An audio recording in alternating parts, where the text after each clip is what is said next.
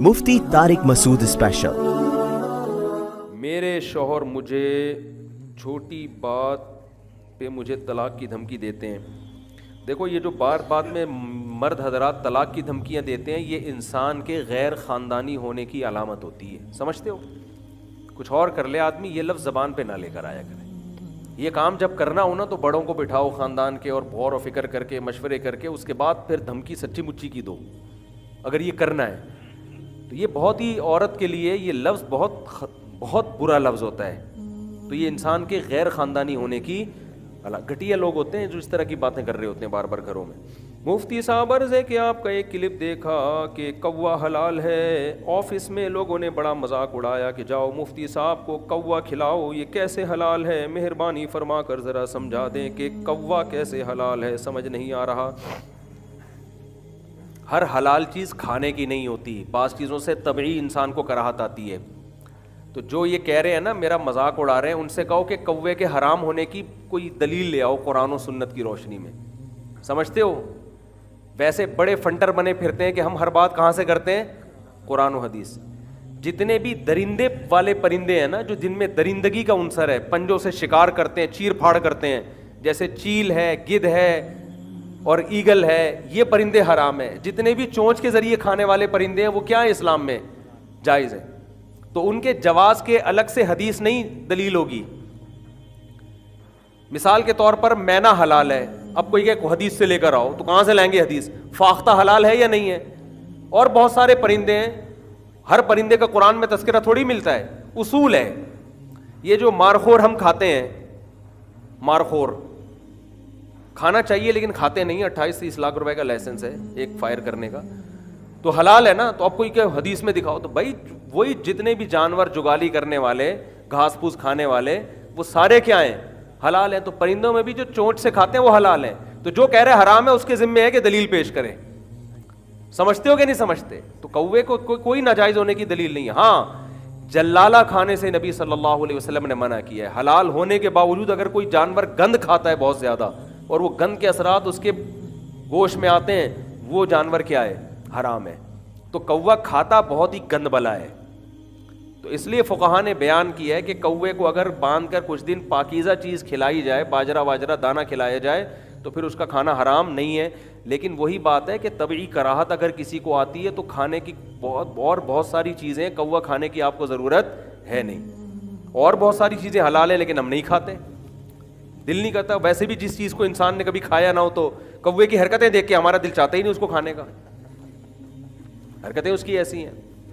باقی حرام ہونے کی جو میرا مذاق اڑا رہا ہے اس سے بولو کہ پیش کرو نا کوئی دلیل، ٹھیک ہے نا، قرآن و سنت سے۔ تو نہ ان کو فقہ کا پتہ نہ قرآن و سنت کا پتہ ہے۔ یہ ذرا حیا کے خلاف سوال ہے بھائی، بھرے کھرے مجمع میں نہ پوچھا کریں، تو یہ چھپڑ میں پوچھ لیں، چھاؤں میں کسی وقت ملیں آپ اس وقت پوچھ لیں۔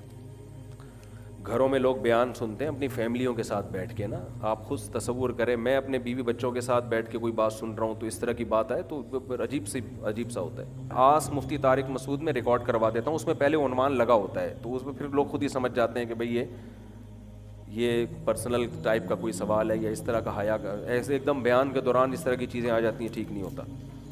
مسواک اور قلم سے شلوار میں ناڑا ڈالنا کیسا ہے؟ بہت گھٹیا حرکت ہے، حرام نہیں ہے لیکن قلم کے تقدس کے بہرحال خلاف۔ ناڑا اسی سے ڈالا کریں جو ناڑا ڈالنے کی صلاحی ہے۔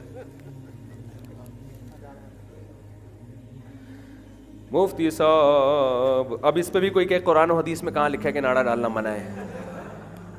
یہ جو نا پاگل پنا ہے آج کل، ہر بات پہ حدیث کا مطالبہ کر رہے ہوتے ہیں۔ جیسے وہ لوگ کہا نا بائک پہ عورتیں مردوں کی طرح نہ بیٹھیں، تو فوراً وہ حدیث بعض لوگوں نے پیش کر دی کہ اونٹ پہ ایسے بیٹھ، ابے اونٹ پہ تو اس طرف ٹانگیں اس طرف کر کے بیٹھ ہی نہیں سکتی۔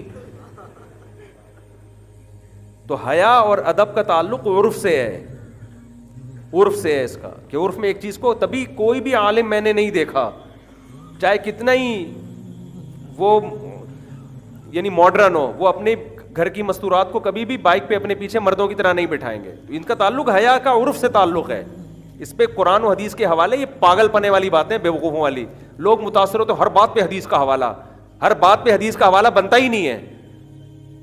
یہ ایسا ہی ہے جیسے لوگ ہم سے پوچھتے ہیں کہ قضاء عمری پر کوئی قرآن و حدیث سے دلیل پیش کرو کہ اتنی ساری نمازیں 20-20 سال کی قضا کرنا فرض ہے.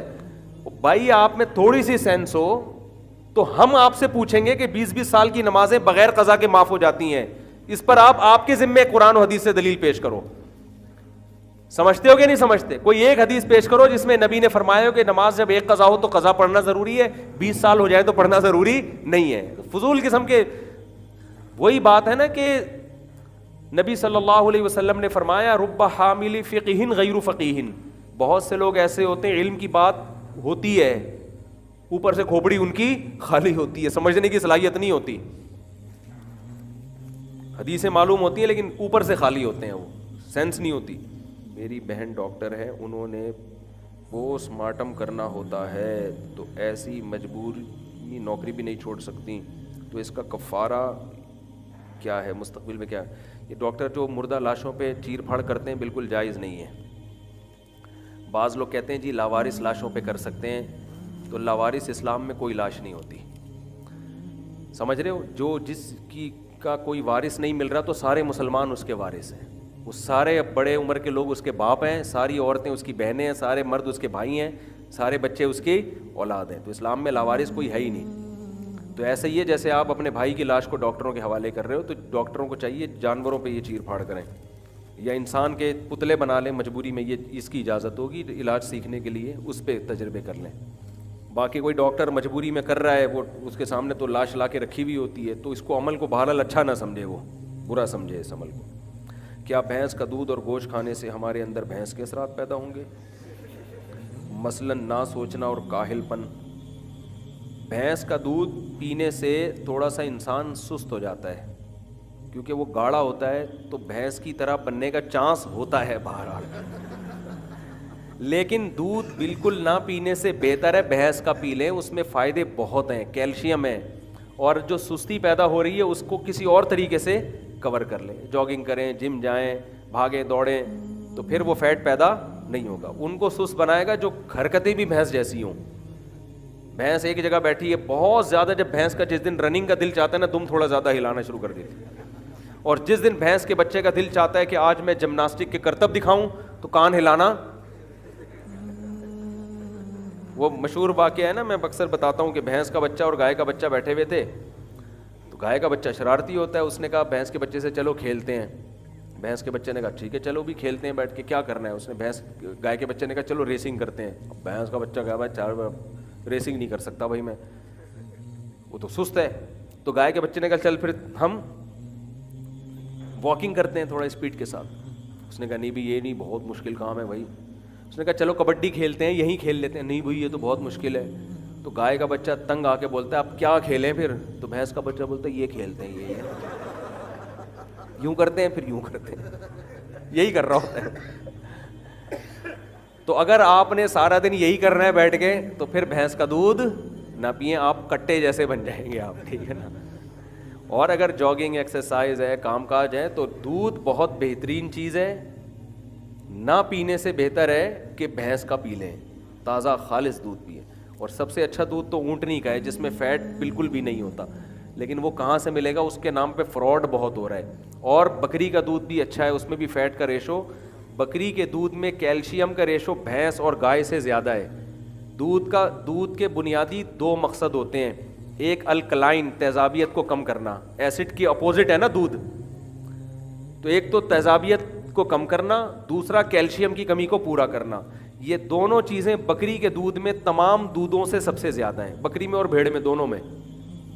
تو دودھ کا جو بنیادی مقصد ہے نا, وہ بکری میں سب سے, بکری اور بھیڑ دونوں کا دودھ اچھا ہوتا ہے کہ, اور فیٹ دودھ کا ایک نیگیٹو چیز ہے دودھ کے اندر کہ اس میں فیٹ ہوتا ہے, کچھ تو فیٹ ہمیں چاہیے بھی ہوتا ہے, تو وہ بکری میں سب سے کم ہے. آج کل جتنا فیٹ ہمیں چاہیے نا وہ ہمیں ویسے ہی مل رہا ہوتا ہے عام چیزوں سے, تو الگ سے فیٹی چیزیں کھانے کی ہمیں ضرورت نہیں ہوتی. ورنہ وہی میں اپنا ہی چٹکلا سن رہا تھا کہ وہ بچوں کو ایک موٹیویٹ کر رہی تھی خاتون, تو میں نے کہا موٹی اپنا تو ویٹ کر پہلے, بچوں کو کیا تو موٹیویٹ کرے گی. تو